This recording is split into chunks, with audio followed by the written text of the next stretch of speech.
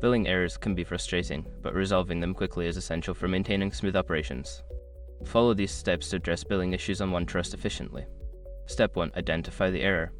Before filing a refund or dispute, use the isshrok.com link in the description to open the refund dispute deadline calculator and confirm your deadline.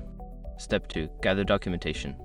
Collect all relevant documents, such as invoices, payment receipts, and any previous correspondence related to the billing issue.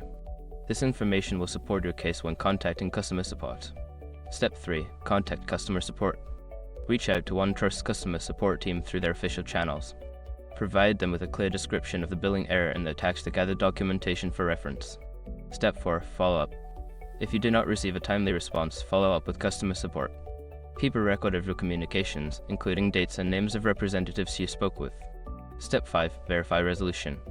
Once the issue is addressed, review your next billing statement to ensure the error has been corrected. If the problem persists, repeat the process or escalate the matter as needed. By following these steps, you can effectively resolve billing errors on OneTrust and ensure your account remains in good standing.